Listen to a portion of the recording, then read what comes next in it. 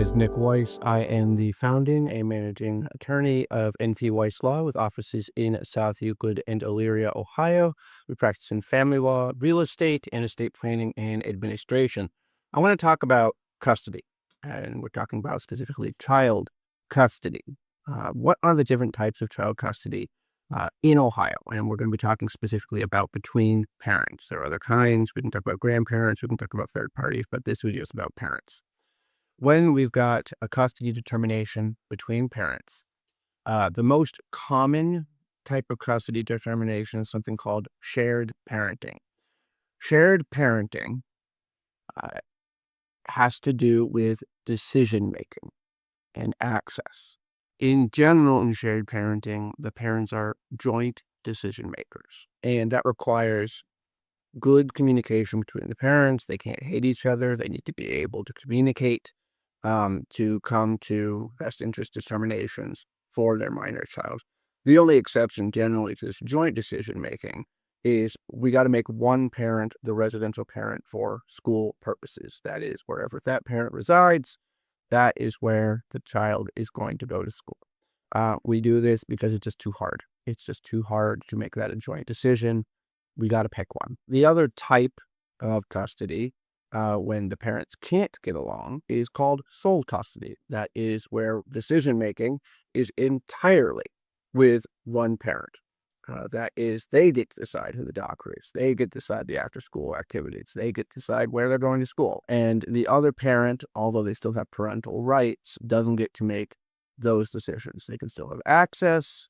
They're entitled to knowledge about the minor child in most cases, but they're not actually allowed to make those decisions.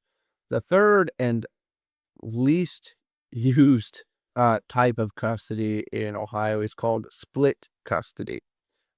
This is when you have multiple children and maybe the parents are living in different states, a la Parent Trap, right? And literally one parent takes one child and another parent takes the other child. Each are sole custodians of their respective children. That is extremely disfavored in Ohio. In general, courts will try to keep the children together, but that is something that parents can agree to in the best interest of the minor child. You will notice in all of those, I'm not talking about the actual time split between the parents. Shared custody, sole custody, split custody. It doesn't have to do with parenting time. In general, the parent who is going to be the residential parent for school purposes is going to have more time, right? Just because they obviously are going to be taking their minor child to and from school. But that's not necessarily true.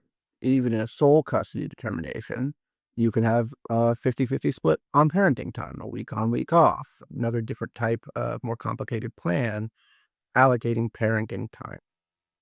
For both of these, for determining what type of custody that we're doing, and on parenting time, the courts follow what is the best interest of the minor child.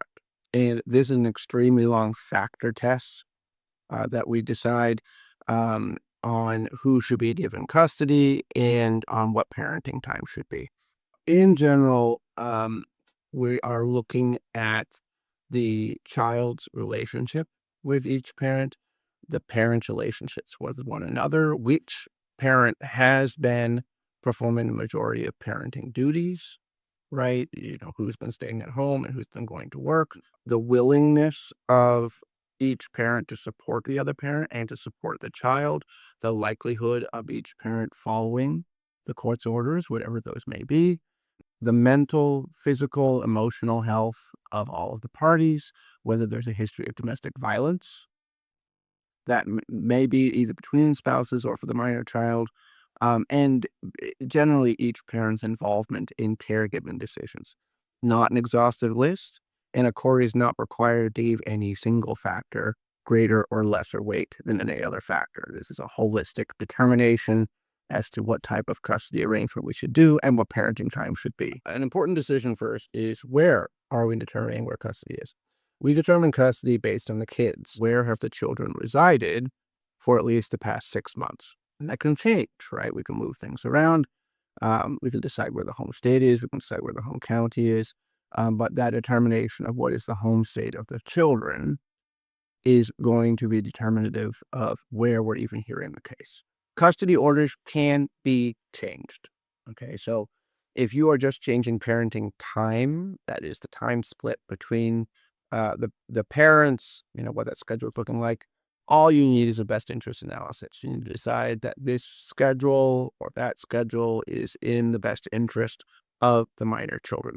If you want to change custody itself, right, you want to be residential parent for school purposes, the other side does not, then you have to show two things. You have to show from the date of the last custody order, one, a substantial change in circumstance of the minor child. That's not your circumstances. That's not the other parent's circumstances. That's the minor child. Something has to have happened with them. And two, that the change is in the best interest of the minor child.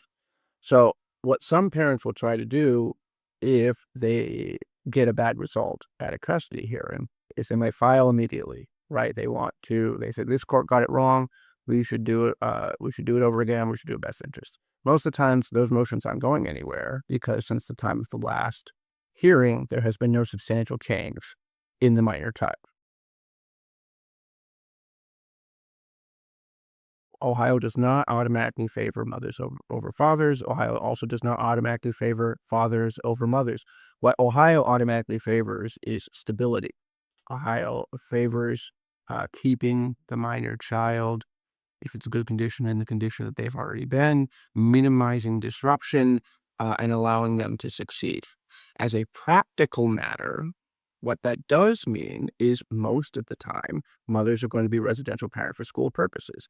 That's not because courts are inherently biased in favor of mothers. That's just a gender fact that most of the time mothers are the primary caregivers. They are the ones spending the most time at home, right? And so if we are minimizing disruption of the minor child, it makes sense that we're going to give majority parenting time and majority custodial rights to the mother who has already been performing those duties more than the father has.